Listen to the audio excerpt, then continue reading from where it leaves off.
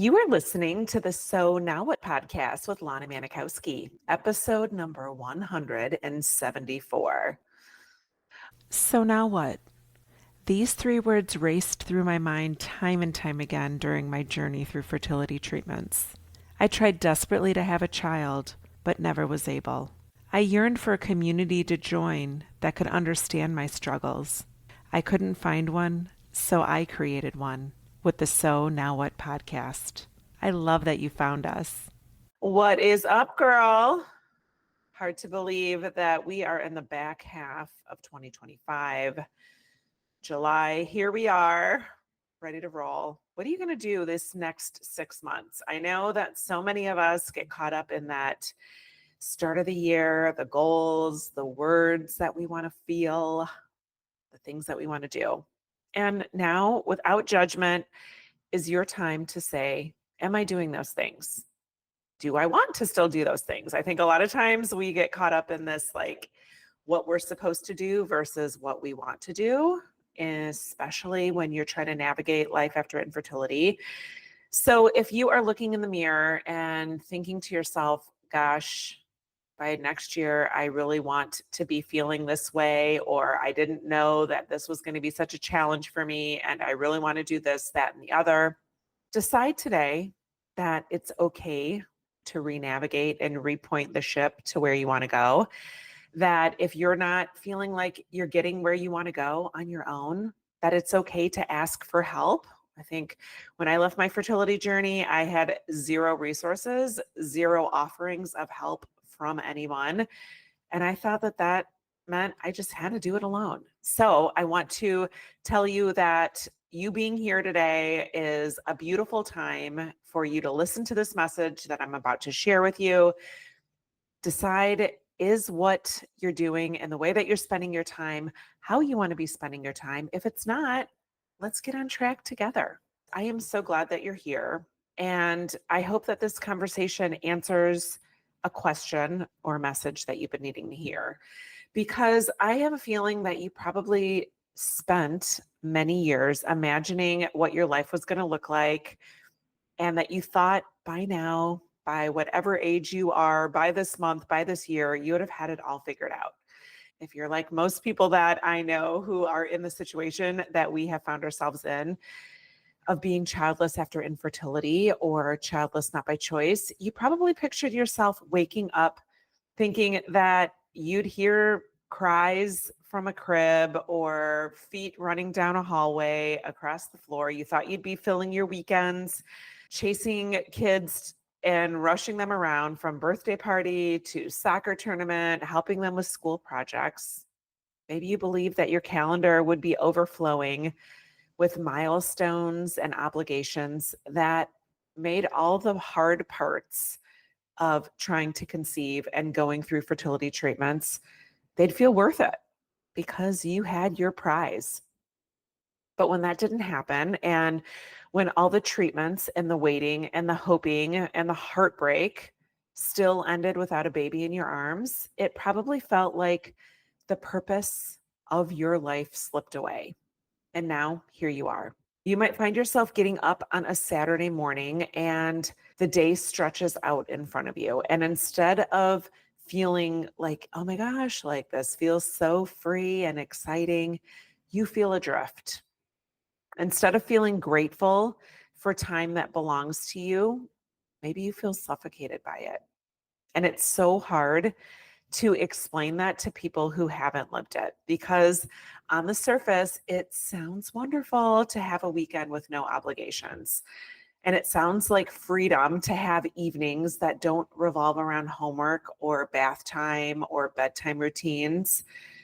And maybe you hear it from the moms around you. I know it's like, you're so lucky. I wish I had your time. It must be nice to have the flexibility. That's why I created the top 27 things people say when you're childless and how to respond. If you haven't downloaded it, you can go to the show notes and download it, because if you hear things like that and it is like nails on the chalkboard for you, I created a whole resource for the things people say to you with suggestions of how to respond to it. So make sure that you catch that. But If you don't feel lucky for all this time you have, if you feel like you would trade every quiet Saturday and every easy waking, slow Sunday morning to be exhausted by the life you thought you'd have, it makes sense. Of course, you feel this way. I think for so long, we judge ourselves for feeling sadness about what didn't happen for us. You spent years believing that motherhood was going to be this purpose. It was going to give you meaning. It was going to be the thing that brings you fully alive in your life. But nobody taught you how to want something else, or that you could want something else, or that you could be okay with something else. Nobody ever showed you that you are allowed to find joy and fulfillment in a life that looks nothing like you pictured. And here's something else that you might be experiencing, something that can feel even more confusing is that you might find yourself having moments of joy. Maybe you have experienced that time where you just pause and think, oh my gosh, I love that I get to do this. I love that my husband and I can pop in the car on a Saturday night and think we're going one place and end up another. Maybe you're traveling somewhere beautiful. Maybe you're curled up with your dog and your favorite book. Maybe you're sitting in a cafe or a coffee shop on a weekday morning, just savoring the quiet. And for a split second, it feels good, but then you catch yourself and it's like almost in an instant, like this guilt creeps in and you correct yourself and you think, I shouldn't enjoy this. What does it say about me if I'm okay with this life? Does it mean that I've given up on who I wanted to be? Does it mean that I deserted the woman I was during all those years of fertility treatments and the one who was on a mission to be a mom? Maybe you feel disloyal to your past self, like you're betraying the version of you who fought so hard through your fertility journey. And you feel like it looks bad to be happy in an outcome that you once feared and an outcome that you dreaded with everything inside of you. And I want you to listen to this and hear me clearly. It is not wrong to love parts of your life right now. It is not disloyal to love the woman that you were. And it doesn't mean that you wanted this or that your losses didn't matter. It simply means that you are human. It means you are capable of holding more than one dream or more than one truth at a time. And I think that we are raised in this society where it's like you can either be happy about it or not. You can still ache for what didn't happen, girl. You can still honor the one that you were, the one who kept trying and hoping and trying and wishing and praying, and also allow yourself to enjoy what it is like to be you now, what here feels like for you. You paid your dues and you deserve moments of ease. You deserve moments of joy and you deserve to build a life that feels beautiful to you, that feels easy, that feels flowing, even if it wasn't the life that you planned. And I know that doing this alone feels impossible sometimes. And you think that people judge you and they think that you should be sad and that you should be disappointed, and you fall into that. That is not something that any of us were prepared for. You keep trying to figure out how to spend your time so that it doesn't feel empty. You keep telling yourself that you should be grateful for the freedom. You keep wondering why it feels so hard to breathe into the weekends and relax and enjoy something that belongs entirely to you. That's why when I created Thrive After Infertility, which if you haven't heard about Thrive, it's my 12-week coaching program for women who are ready to stop feeling like their life is on pause. Women who are tired of just getting through the day. Women who want to start creating something that they genuinely love, because this idea of learning how to own your time is one of the 3 pillars of my coaching program, because I see so many women feel as though they can't wait for life to rush past them because it feels really heavy.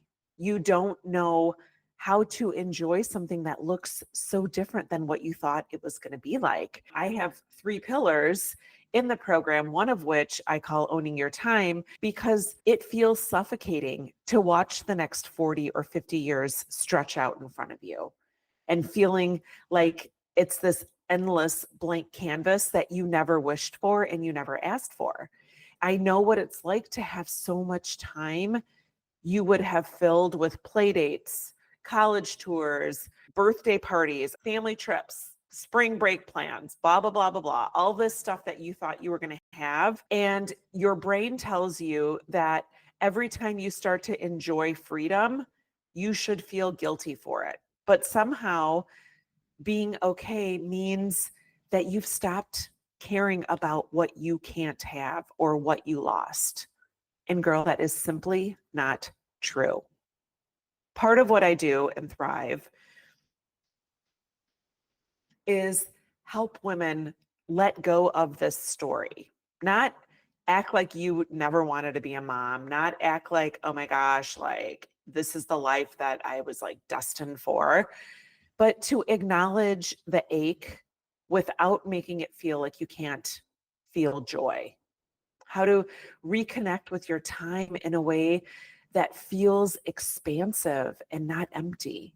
How to build plans and commitments that make you feel present and alive and create experiences that feel like little gifts to yourself every single day and not a consolation prize for what didn't happen because motherhood didn't happen for you. It's so important to learn how to stop measuring the value of your days by how busy you are. And I know we live in this society that tells you that the busier you are, the more you're doing. Trust me, if my coach is listening to this, she knows that I am struggling with this every single day, that the busier I am, the more value I am bringing to my life.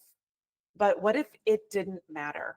What if you don't have to be busy or compare your life to how somebody else's is unfolding and how they're spending their time?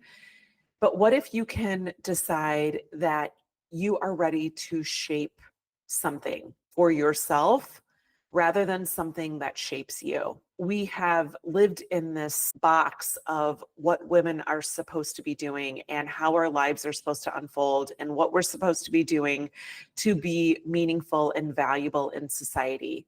But what if that doesn't matter anymore? What if you were able to start seeing your time as something that is a gift to you? Because you are allowed to design a life you love. You are allowed to celebrate the good parts without guilt. You're allowed to believe that none of this means that you've forgotten the woman you were or how much she fought for her dream. So if you've been hearing yourself think, I have all this time, but nothing to look forward to, I wake up on Saturday and I don't know what to do to make my life seem meaningful. I wish I could just feel okay about this. I am tired of feeling like I am failing at something I did not choose. This is your invitation to do something different. This podcast episode was meant to ring through your ears. And if you want to talk about Thrive After Infertility, I would love to talk about that with you too. I'm going to be starting enrollment for it in the next couple of weeks. Because if you're ready to stop drifting, to stop apologizing, and start creating a life that you actually are looking forward to, I'd love to walk beside you. You don't have to feel stuck forever. And if you're curious or even just a little bit hopeful, I'd love to invite you to book a free 45-minute Thrive call. If this is your first time listening to a podcast episode, these are the calls that I offer you so that you can talk to me about where you feel stuck, what you're longing for, and how I can help guide you into the next chapter of your life where you feel connected to yourself, you feel confident and more like yourself again. But before we wrap up for the week, I just want you to know this. You are allowed to love this life, even if it broke your heart. You're allowed to build something beautiful, even if it wasn't the story you planned. And you're allowed to start today on this second half of 2025. I love you, and it's never too late to discover your meaning. I'll talk to you next week. Hey, if your ears perked up when you heard about Thrive After Infertility, the 12-week coaching program I created for women who are ready to create the life they love without the children they dreamed of, let's talk. This program is where everything starts to shift. You don't have to figure it out alone. You don't have to stay stuck or in a life that just feels like it's happening to you instead of for you. Take a peek at the show notes for the link to book your free 45-minute Thrive call. And in that call, we'll create a plan for you about what's next, about how you can create a life you love and start to thrive after infertility.